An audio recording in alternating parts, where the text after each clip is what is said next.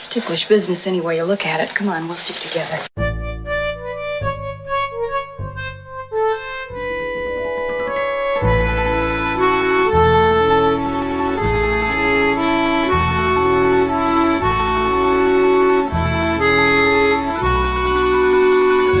Hello, everyone. Don't touch that dial. This is a new episode of Ticklish Business, the podcast all about old Hollywood.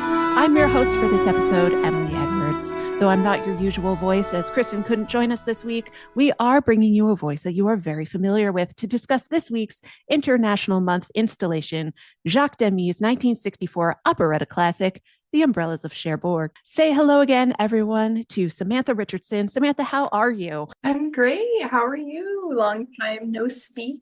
I know this is going to be so much fun. Yeah, especially this film choice. I'm very excited. I was already excited that you guys were bringing back International Month because that was just so fun to do. But this film in particular is very near and dear to my heart recently. So I suspected as much. And we're doing this at the height of the Paris Olympics. So what better time to talk about Jacques Demy, French New Wave, and olive. But before we talk to Samantha about umbrellas, love, and loss, we'd like to remind everyone that if you haven't subscribed to the Ticklish Business Patreon, you should. We do additional podcasts like doubled features, looking at remakes like this month's Don Johnson focused episodes based on a true podcast looking at biopics and true crime, and as well as But Have You Read, the series spotlighting classic literary adaptations.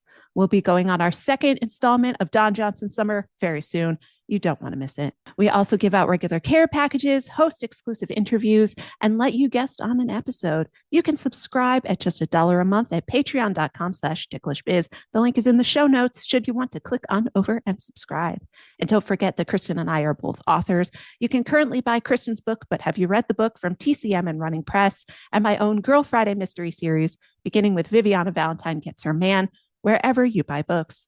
Plus, our Redbubble store has fabulous art designed by our favorite Samantha Richardson and Terrace Hiltz that you can get on a variety of items. You can find all of our merch at ticklishbiz.redbubble.com. The link is for that and it's in the show notes as well. And if you're ever looking for an old episode of our archives of our shows, going back to episode 1, it's always free at ticklishbusiness.podbean.com. Okay, now we're back to the fun stuff. Samantha, I had a feeling that you had seen this movie before. I'm assuming that is correct. So that's the thing. I actually discovered this for the first time just earlier this year. So it's a discovery, but it's a recent discovery. And I would go as far as to say that like it really changed my worldview and perspective when I watched it. And it just became not only like one of my favorite recent discoveries, but just like a new favorite film in general, especially when it comes to international films. Because honestly, for the most part, my international film viewing, you know, as I've probably said on the podcast before, is very 60s Italian. When you ask me about international stars, I think of Marcello Mastroianni and Sophia Loren. So I've given French films a try, but mostly like Brigitte Bardot, that kind of thing. So this was the first. No, I can't say it was the first Catherine Deneuve. I've seen Compulsion before this, I think is the name of it. But yeah, I mean, this is the first like really iconic one of hers that I had seen, and that was just this year. So it's still all new to me, but I loved it. That's so awesome. Like I knew about the aesthetics of the movie because if you're interested in fashion or even just interior design, this is such a seminal movie for our concept of the 60s and our concept of French cinema because of all the bright colors and the beautiful fashion that Catherine Deneuve is walking around in with the eye makeup. And she's just so beautiful. But I was much more familiar with the world of Godard, with the black and white and the smoking and the ennui. And this is like such a far departure for that, aesthetically speaking.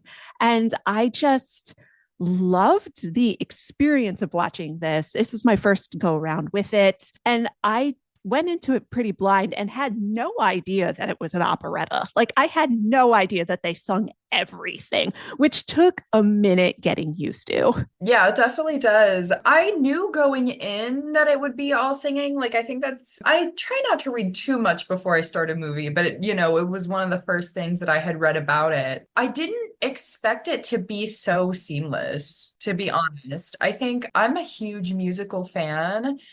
But it always does feel very, you feel very aware of when the music starts and when a number ends for a lot of the musical films, especially like if you go back to like the MGM 50s films. So this is just so beginning to end. It doesn't feel like, to me personally, at least being a musical fan already, I'm not asking like, why are they singing? When you could ask that question a lot, watching a lot of other musicals, it just feels very natural. It does feel very natural, especially with the very like overblown set design that's happening. When you get to the Broadway Dream Ballet in Singing in the Rain, and all of a sudden, like the Technicolor is all over the place, the costumes are turned up to 11. It's so showy that it feels more natural for something unnatural to be happening. And even with the just distilled Frenchness of every single person in this, you have Catherine Deneuve, who's so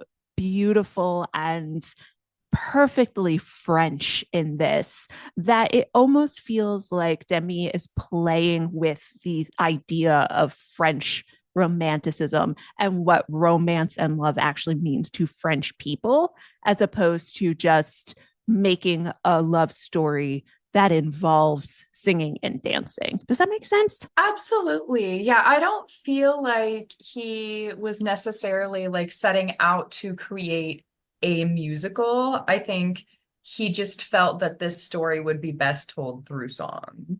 I think that's kind of the feeling that I get. I mean, I have to throw in one of my favorite, like all-time favorite films that I feel so much inspiration all throughout in this, which is Waterloo Bridge. I don't know Ooh, if you've seen that, but I the haven't. 1931 and the 1940 version, like it's both, a young couple in love, very sappy and romantic, and they're separated by war and circumstance. So I feel like there are a lot of similarities there. I love that you say sappy as like Yes. a word to describe this, because again, I am so old, married, and jaded at this point where I was just like, oh, you dumb kids this entire time. But and it's a little bit hard when you're like 40 and have been with your husband for like almost 20 years. You're just like, oh, you dumb children. But then at the same time, you're like in the full thrall of it by the time that he goes off to war, that I find myself, angel on my shoulder, demon on my shoulder, going like, the demon's like, no, Emily, they're small children. They shouldn't be getting married. She's only like 17 years old. And the angel on my shoulder is going like, no, but they're in love and it's so sweet. Like, Oh my gosh. I mean, I have to say, I'm a hopeless romantic, so I'm never gonna not root for them. But it's funny, I definitely looked at this film differently between the first watch and the second watch. I feel like I felt a little more for Genevieve at the first watch than I did this second time around. And I also wasn't quite as aware of how much her mom influences the situation. it's true. It's so true. So the actress playing her mother is about 40 in the film, and I'm 38. And I'm sitting there watching her going like, I could not imagine the gut punch that you would feel watching your 17-year-old come home from a date and declare she's going to marry someone. If I had a 17-year-old daughter, I would stare at her and just be like, absolutely not. No, just absolutely not. And I appreciate the fact that her mother does let her both have her feelings and also try to say, no, but you are 17 and you have no idea what is ahead of you. I feel like it does feel inappropriate even then, but I also am trying to put myself in the shoes of like Europeans probably treated that a little differently, and it was probably treated a little differently in the 60s. I don't know. I mean, they still definitely seem to allude that it's not a great idea. I don't know. I tend to like, I'm not even close to a mother. So Yeah. like, I can't presume, but I feel like if my 17-year-old had a steady relationship with someone who had a job that she knew well, seemed all okay, then I'd probably go for it. Yeah, at least let her like mull in the fantasy for a little while. This is endgame. You're going to be together forever. Maybe don't make it legal, but at least feel like you're going to get married. At least feel like this is the love of your life for a little while. Well, here's the problem. I feel like the mother turns very hypocritical because she forbids her to see this boy. She doesn't think it's a good idea. But then she becomes pregnant, and later on in the pregnancy, she says something again on this second watch that really like took me kind of by surprise. It's like, well, if this child had a father and if you were married, I'd feel a lot better about this. And it's like, well, that could have happened. You could have had a nice, stable home if you hadn't interfered. That's a very good point. Now, it's interesting that we're talking about this after our last International Month selection, which was my selection, which was the Battle of Algiers, which is about the Algerian revolutionaries that our poor Guy goes off to fight and maintain colonizing influence on in Algeria at this time. And so I'm coming at this back to back with a doubled up sense of my own grumpiness at French colonial forces. And then I do appreciate the fact that there was a consideration in France of what about the people that we're sending to this war and the people that they're leaving behind, which I think is interesting. I'm not going to go off on this too much, of just like they are at least understanding that there is a human cost to war and people are being left behind, which was a common narrative that we got in World War II movies in America, which I know you probably know quite a bit more about than I do. Yeah, I've actually, one of my other kind of side projects that I've been working on this year is I've been watching every Best Picture winner. Ooh. And I got to see the original All Quiet on the Western Front for the first time. We're going on such a tangent. I know. But that movie, I think, really shows that. And that is a great example of what you're talking about. Even though it's about World War One, it definitely talks about, like, what are we doing here? Who are we sending off to war? What? I totally understand that the French could not make a movie, or we're not going to make a movie about the Algerian human cost at the time. But I do actually very much appreciate that there was an acknowledgement of just because the war is happening elsewhere, it doesn't mean you shouldn't have the feelings and emotions that are tied to a wartime family situation. And Guy spends a good portion of his first act, honestly, very upset about the fact that, you know, it is compulsory enlistment. He is going to have to go and serve in the military. And it's 2 years, which isn't a paltry amount of time, especially when you are only 17. It is an incredibly large, good chunk of your life. And I love the fact that they do create that sort of perspective of these are two very, very young people, and this is catastrophic for them. Right. I mean, they say 2 years, it feels like forever, but to them, I'm sure it really does. I think he's like 20 when he gets the draft notice, but that's like 20 to 22. And not to mention, like, if you're literally being sent off to war, you don't know if you're coming back. And that's like a crazy thing to even think about. Exactly. They do a wonderful bit in the third act when he is walking around and he goes upstairs to go and see his godmother who raised him. He's an orphan. He's been raised by a godmother who's sickly. He's 20. He's essentially got no one except for Madeline, who comes snaking back in there later. I know we didn't really sum up the movie before we started jumping into it, but that's okay. I'm sure anybody who's listening to this has already seen it. If not, I'll write a little summary of the movie for the show notes so you can scroll down and listen to that if you're grossly confused by this point, because I think we're 20 minutes in and there's no sense in going back now, full steam ahead. But one of the things that I love the most about this is one of the things that this movie reminded me of, the setting of it.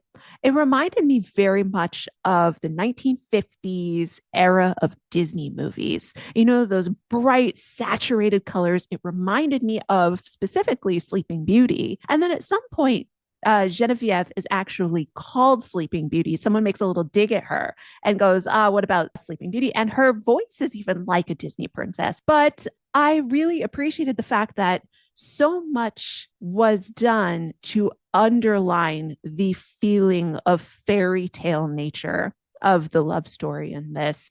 And then even the fairy tale nature of the fact that Genevieve is, she even calls herself this, knocked up by Act Two. And her option of marriage is not just another man who lives in Cherbourg, it's a diamond dealer who just travels around Europe. Should we all be so lucky? I hate to say again, I'm being a contrarian here, but I feel like if I were in her shoes, I probably would have waited, especially, being pregnant and all. I would have waited for him to come back and try to raise the child together. But Cassel is pretty great. I have to agree. And one of the things that I find like the most fascinating about this movie is that it's part of a kind of a web of movies. Mm-hmm. And there are aspects, there are parts of the film where Cassel is talking about his past a little bit.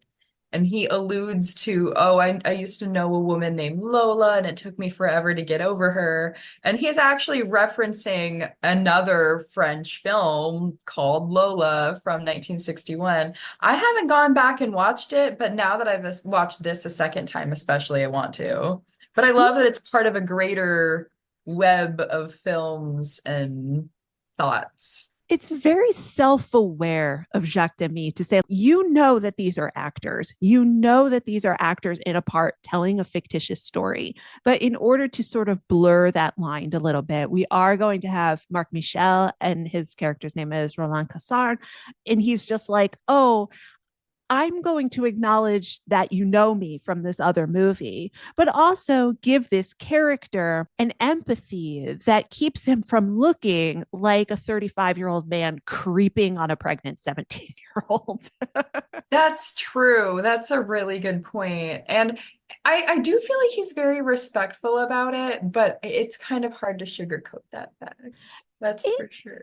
Is. I think this is definitely one of those things where it's like, it is 60 years later and things have changed. But I will say I was very impressed with the fact that Genevieve is walking around the relatively small city of Cherbourg, visibly pregnant. And she's not hiding, or she's not in confinement in any way. Everybody around town knows that she is not married, because the way the guys look at her know that they would like to marry her. And it's very progressive, I think, for 1964, for an unmarried teenage girl to be just so flagrant about the fact that she's pregnant. That's true. And there's her mother kind of scolds her and just says that she should put herself in a better situation, but there really is no feeling of shame or guilt across the whole thing, which is very progressive. I do definitely agree. It was very cool. I went to a very progressive high school, and I did have a lot of classmates who did graduate pregnant or have babies while we were in school. And I thought that was really, really cool that nobody ever was like, and out with ye. But for 1964, I was very impressed that her mother, of course, when Genevieve is walking around and she's just like, I'm tired and had to go to the doctor, your 2024 brain immediately goes, oh, I know what this plot line is. But her mother doesn't catch it somehow, despite having once been pregnant herself. And even when Genevieve does the big reveal of by the way, I'm pregnant, her mother could have had a much bigger breakdown, but she didn't. She just showed actual maternal concern for her young daughter. And especially considering they do a number of slight digs in the text of the film about where, Genevieve's father is not in the picture, but her mother is walking around wearing a wedding ring. So she's probably not widowed, and she's probably not divorced. He's just not there, which I think they do an excellent job of commentating on how these women have bonded and their feelings about bringing a child into the world. I hadn't really thought of that. To be honest, I just kind of took it at face value as just these women coming up on their own and doing everything themselves, just the two of them. And I think it also kind of speaks to their relationship as close friends, in addition to being mother and daughter, and how they approach this kind of situation. Because I think that at the end of the day, they both really only want the best for each other. And I think that's what leads Genevieve to make the decision that she makes. especially because she has such an intense connection with her mother. And normally when films or media portray mother and daughter or parents and children as friends as opposed to like an actual adult in the room and a child in the room, it skeeves me out a little bit. But I think it's fair in this sense that Genevieve is very close to being an adult. She is very, very much probably 6 months or less away from being 18 years old. She is going to be legally an adult. Times are slightly different where she's probably not going off to college, where we give kids in America an extra 4 years of trying to figure things out. It's like it was a hard on off switch back then when you would be considered an adult. Her mother does not hide the fact that the umbrella shop, my French pronunciation is terrible, so I will not ever try to say the word for umbrella in actual French, but the umbrella shop is on shaky standing. It's not doing well. Everything is about to come crashing down around it. And when her mother asks, she finds out she's pregnant. She goes, "How did this happen?" And Genevieve goes, "The usual way." Like, what did you think?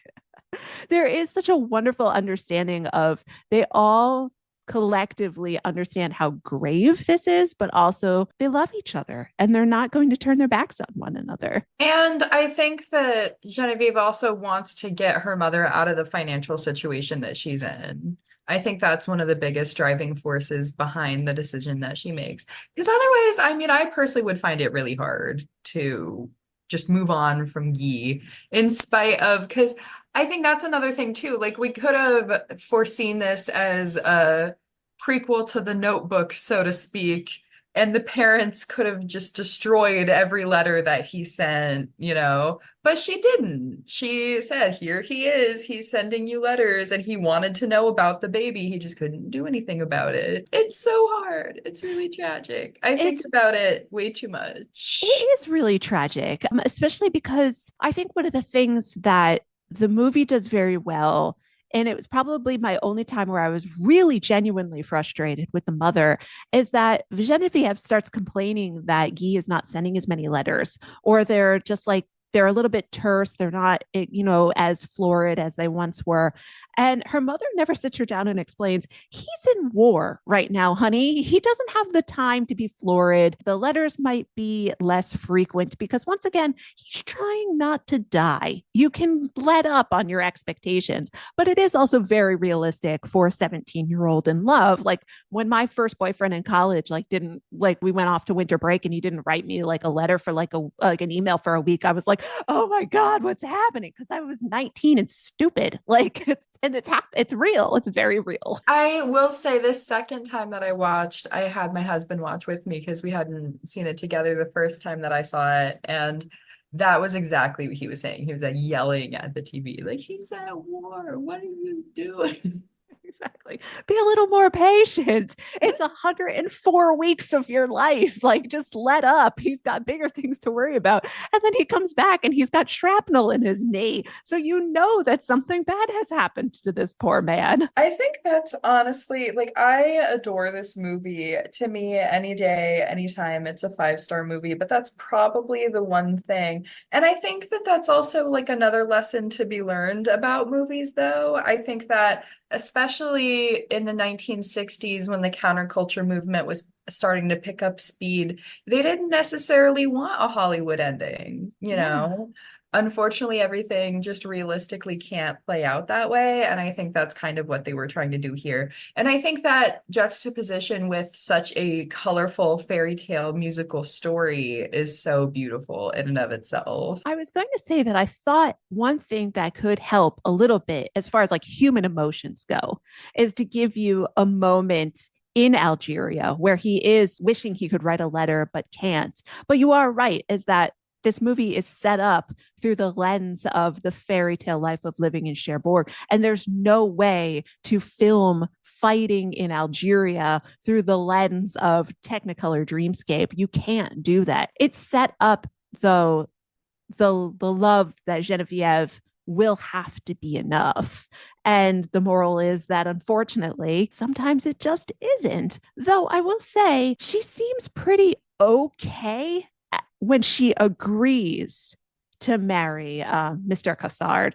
And it's only towards the last third of the movie when she's actually in this beautiful cathedral in the white dress, even though she's visibly pregnant, where you realize that, girl, run away, please just do that now for yourself. It's definitely, I mean, you go through the whole movie and you wonder how it could have played out differently. I think that's the thing that I always walk away like obsessed with when it comes to this film, honestly, because it leaves you with so many questions. But yeah, the wedding scene was so beautiful though. I just have to say, like, she looks amazing. So kind of worth it. Maybe she just wanted to get married, like I get think that's it. a really valid point.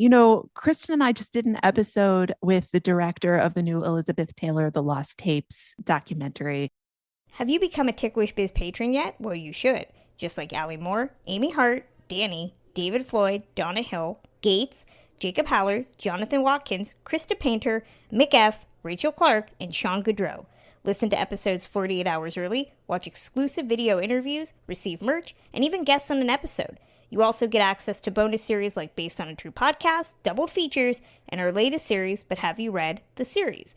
We're also giving away a massive prize pack to our 50th patron and doing a special theme in July that we've dubbed Don Johnson July. It all starts at $1 at patreon.com/ticklishbiz. Back to the show. Oh my gosh, it was an amazing documentary. I'm gonna see that the day it comes out. I'm so excited. It's super exciting. So I'm going to spoil one tiny thing for you who have not yet seen it. But Elizabeth explains the reasons why she got married so many times as, I like to be a bride.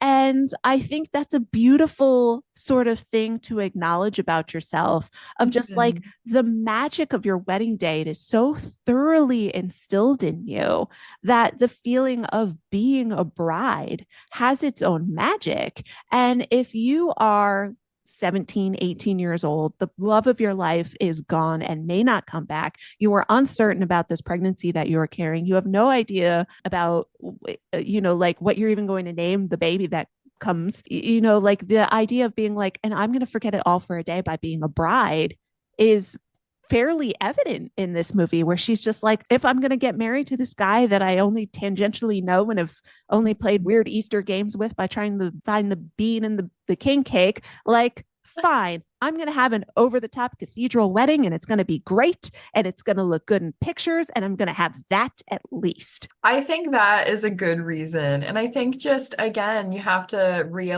not to bring the mom back in again, but we have to realize at this point, she's been hammering this idea that this is the right thing to do, both emotionally, morally, financially, like for these whole 9 months. So by that time, she's probably like, okay, I'll just do it. Yeah. And as far as like proposals go from a much older man who is old enough to be your father and is dangling essentially enough money to fix all of your problems like in front of you, which is extremely coercive. And if you saw a movie doing this in modern times, you would be like, stab him and run away. Like, this is creepy. But it's not here. It is actually very altruistic in a way, because he does say, I'm going away for 3 months. I'm not going to put any pressure on you. You won't hear from me for 12 weeks. And when you come back, you can give me an answer. And no matter what it is, I'll respect it and walk away, which is about the most loving and respectful spin you can put on an admittedly very optically creepy proposal. Right. And they definitely try to, kind of tear at your heartstrings with his backstory too, that he just hasn't been able to love any woman. And now that he's seen her, he's learned to love again. I appreciate second and third wave feminism for just being like, hey, girls, if you're 17 and a shop girl and a 35-year-old man just comes in and sees you and says that he's madly in love with you when you fixed all of his problems, don't believe him. Get a restraining order. Walk away, because this is weird. But like, I think my big one of again, I have so many questions walking away from this film.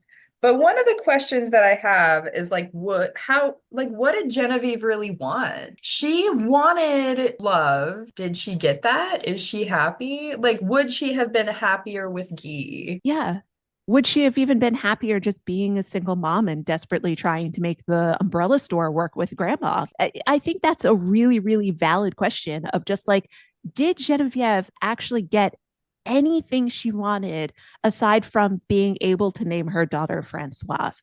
Like, I don't know if she did. Yeah, it's something to think about because I think like a lot of the focus, especially after Guy's return, is whether he is happy and what's happened to him emotionally. And of course, yeah, he's been through a lot. He's got shrapnel in his freaking leg as we went over, and the love of his life has gone and married somebody else. But I think there's just so much to look at on both sides here, on all sides here. Because I think what Madeline goes and says is so profound, and it's such sage advice. Like, are you pursuing me because you want to be with me, or are you just not wanting to be alone? Because she's so right at that point in the film.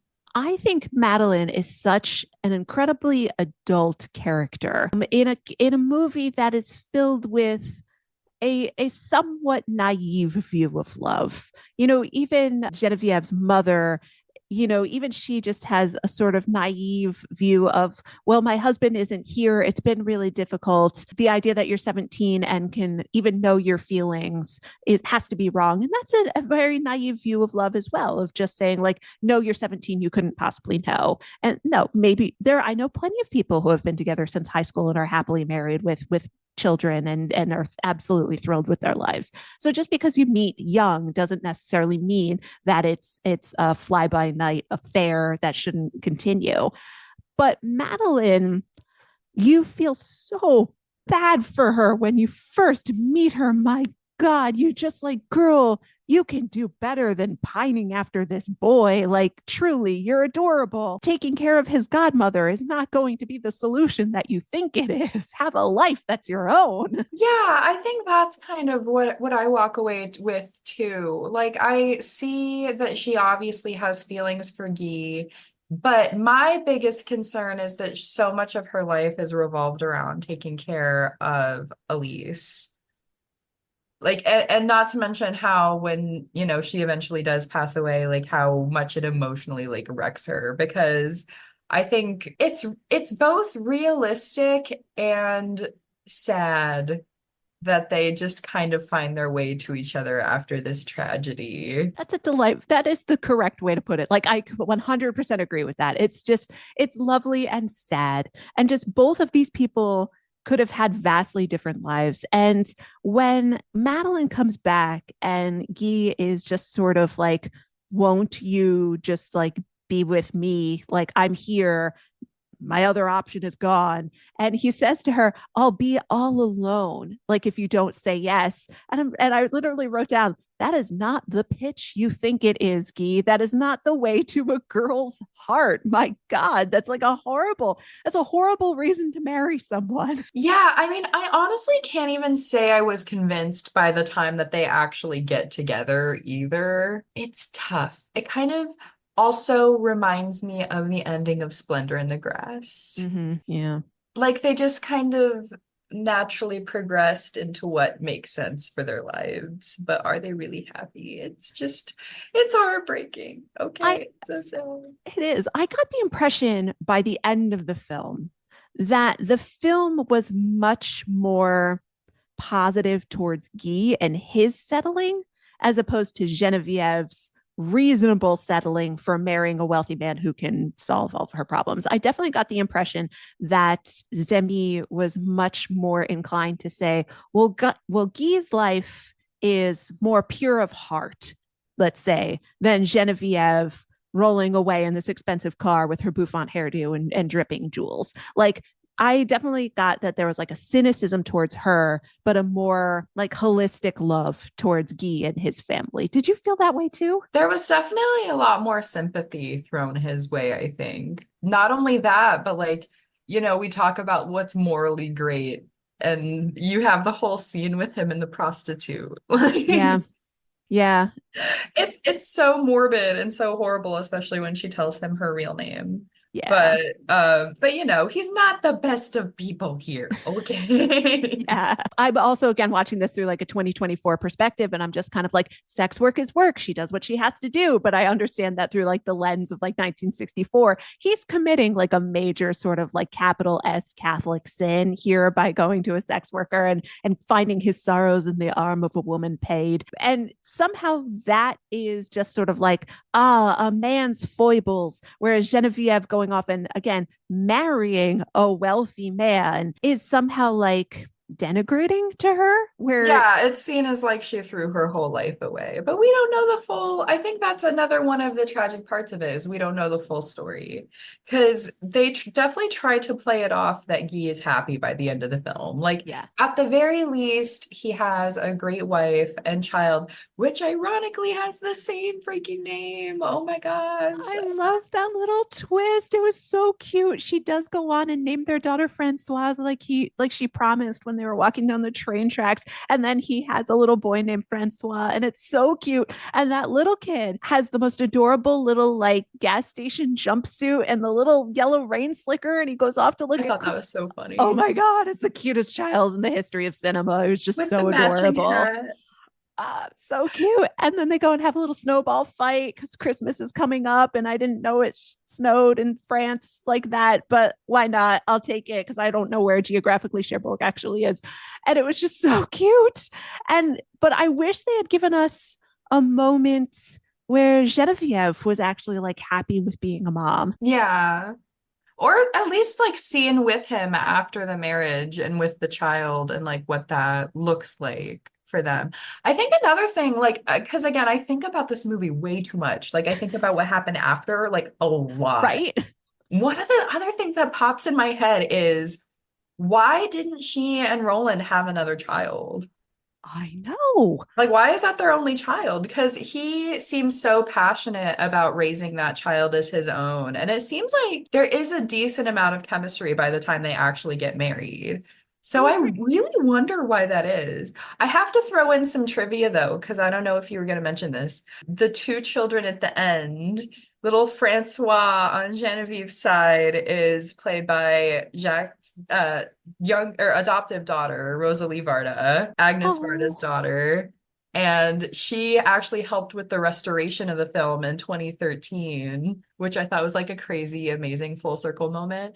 And then the son, Francois, is played by Michael Legrand's son, who did the score for the Umbrellas of Cherbourg. That is adorable. That is so incredibly cute. So cute. The score is phenomenal. I will say it is. We have to talk about that. Dynamite. I don't know much about it aside from just the fact that like Legrand just knocked it out of the park and it's just really, really phenomenal.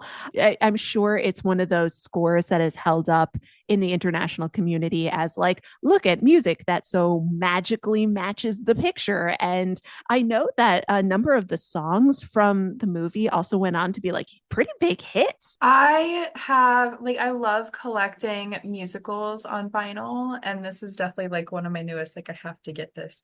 But I think that if I were to give it a word, I would say this whole movie, especially the music, is just so influential. I mean, I think it was inspired by so many of the iconic Technicolor musicals that we love that are a little more self-aware. But then I think that this went on to inspire everything afterward. Yeah. I mean, we talk about, it being Damien Chazelle's all-time favorite film and the heavy, heavy inspiration of La La Land, which, I mean, clearly, it's undeniably one of the best modern musicals because it's one of the only modern musicals. I know. This movie, I had not really grasped just how thoroughly it seeped into the mindset of people who make film. When I write, I do see what I'm writing in my head, which a lot of people don't do. So there's different levels of basically like synesthesia when it comes to writing and how you view the things that happen in the books that you're writing. So like notoriously, the YA writer John Green, he does not see what he writes in his head, which I find absolutely weird as someone who like when I read something or when I'm writing something, I can walk through a room and look at different parts of it while I'm writing.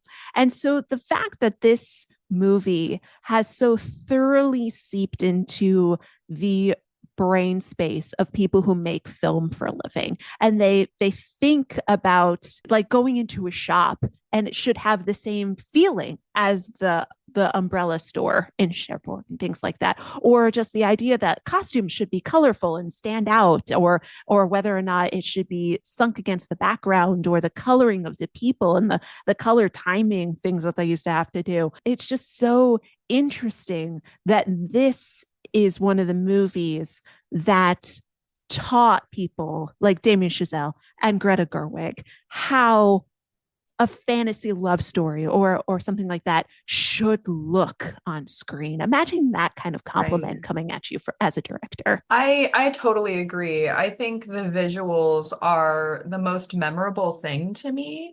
I mean, you could go on and on about like how did they make an entire nearly 2-hour musical of all singing, like even the most mundane of conversations. But I think even more impressive than that somehow is the visuals. Like the fact that, Catherine Deneuve can be wearing like a pink gown, and then she throws on like a chiffon blue scarf and walks into the next room, and the wallpaper perfectly matches her outfit. Like it's just amazing. And one of the things that actually struck me as like the most interesting aspect of the colorful nature of this movie was the fact that they still managed to make Cherbourg and all of those beautiful saturated colors. They still managed to make parts of it look dingy, which is so hard to do when you're dealing with these incredibly saturated colors. Like they're going up to Guy's apartment, and there's a bright green wall on the outside. I was thinking the exact same wall when you were talking about that. And somehow it looks crappy, even though it is this stunningly saturated green wall. And I can't fathom how the production designer and the people who were in charge of making these sets managed to make something look exciting and tired at the same time. It's beautiful. Right. They definitely blend the European realism with the Technicolor surrealism in a way that is almost like unexplainable. Like the way I always thought about French 1960s film was, like I mentioned at the top of the show, I always think of like Godard, and he's just very like, I have all these beautiful sad people smoking and everybody's unhappy. And it's just like, this is a movie about beautiful people running into things that should make you incredibly unhappy, but somehow it is still joyous in a way that I don't normally connect with French cinema. I think, like, I've heard everybody who's talked to me about this film since I watched it the first time, they all have said, like, this film is designed to make you cry. Yes. And then they say, like, The Young Girls of Rochefort is the opposite. It's supposed to be, like, the happy side of the demi-coin, you could say. I have not seen that one yet, at least not beginning to end, since I was very, very little. I still need to, but I don't know. I think there is something so beautiful and so happy and so realistic in the sadness of this film. Yeah. And one of the things that I noticed while watching this too was Catherine Deneuve is beautiful and she's wearing beautiful clothes. Her makeup is beautiful and she looks stunning, and she always looks polished in a way that like I never could when it was raining.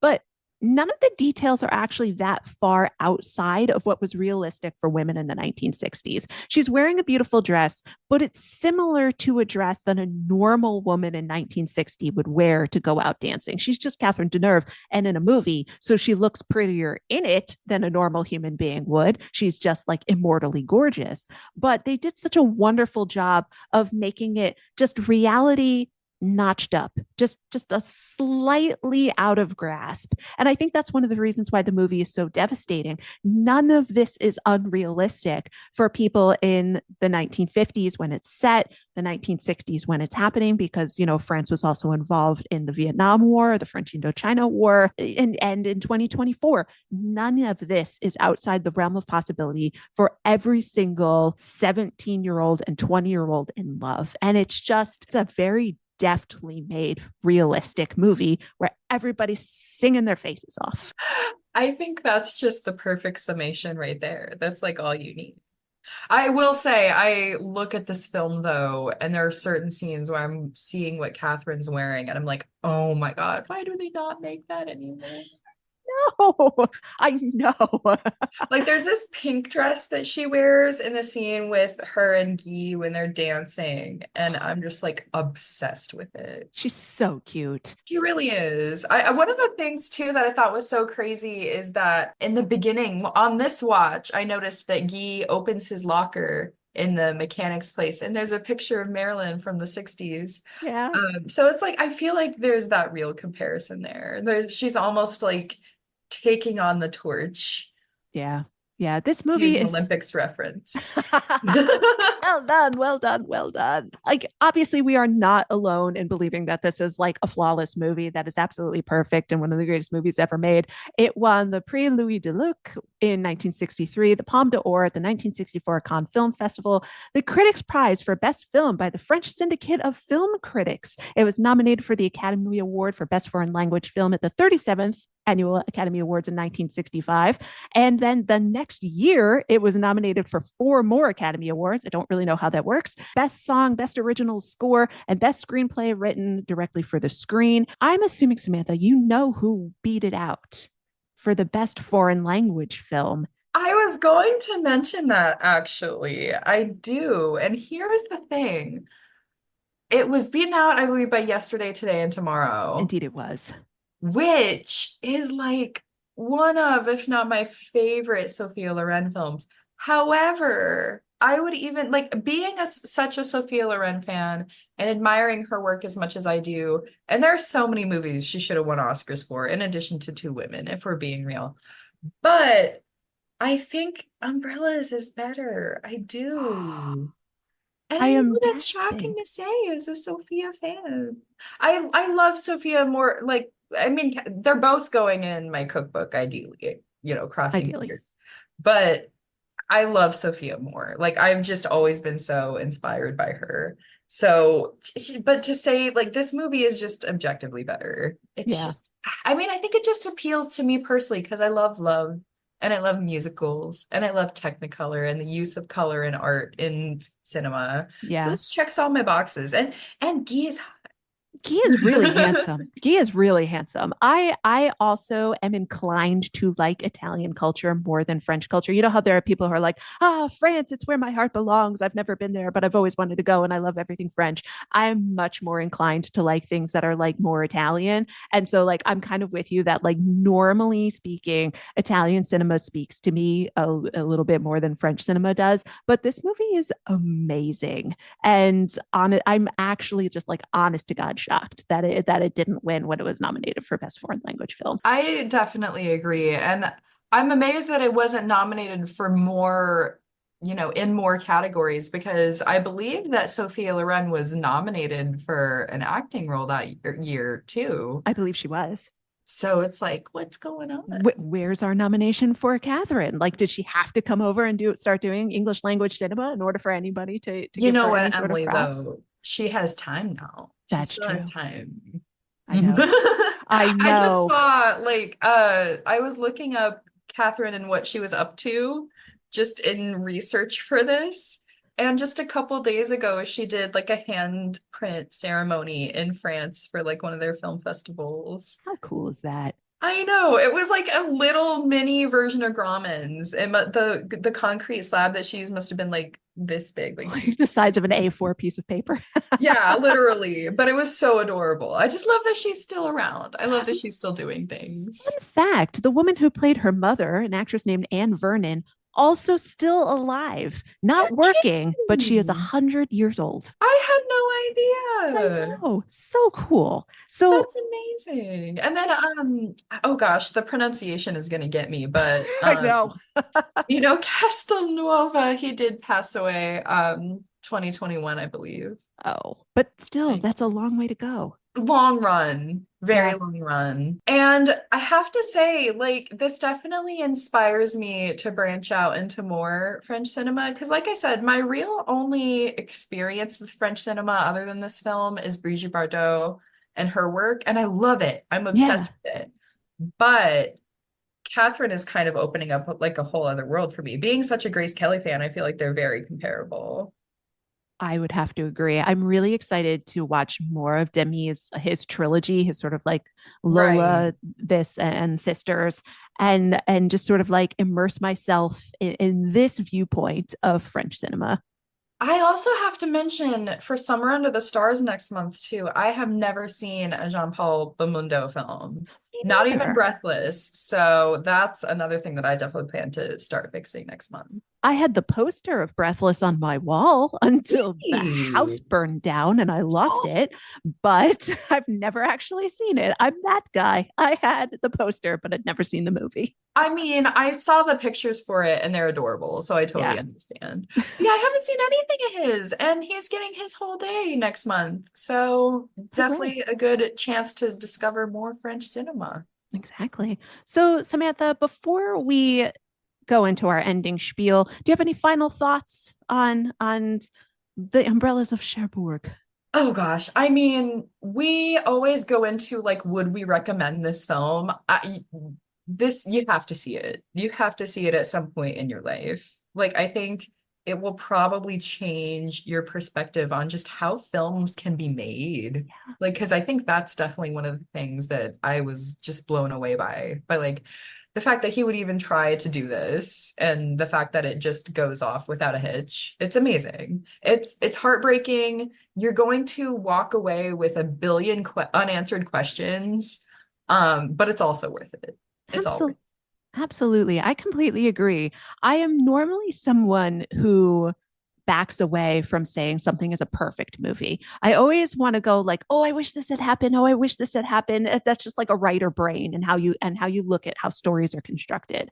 But I definitely think that this movie is about as close to perfect as you can get. I have a couple of things that I wished existed, but I understand why they don't. And the questions and emotions that I've been left with for this movie, ways I've been left wondering, have made this movie even more fulfilling to watch than I actually thought it would be. So I'm so glad we got to talk about it for our International Month. Unfortunately, we did manage to make this an absolute bummer summer for everybody. So I thought this was going to be slightly more of an upper than it ended up being, but that's okay. We have a little bit of a sad July, and hopefully we'll bring you more exciting and uplifting movies throughout the rest of the year. I love it. I'm so here for it. So that is going to close out Ticklish Business for us this week. Listen to us always on Apple Podcasts, Spotify, or your favorite podcast app. Reviews matter, so please do leave us a review on Apple Podcasts or Spotify. 5 stars would be most welcome.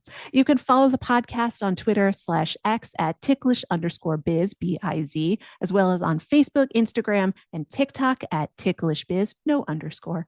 You can follow Kristen on most platforms at Kristen Lopez 88 and me pretty much anywhere at Ms. Emily Edwards. Samantha, how can listeners keep in touch with you? I am most active on Twitter at the moment at Classic Film Geek. You can also find my blog at musingsofaClassicFilmaddict.com. I've been doing a lot of Summer Under the Stars related content over there. So if you want some recommendations for what to watch next month on TCM, I got you covered. And then you can find some of my old movie recipes over at ClassicMovieHub.com.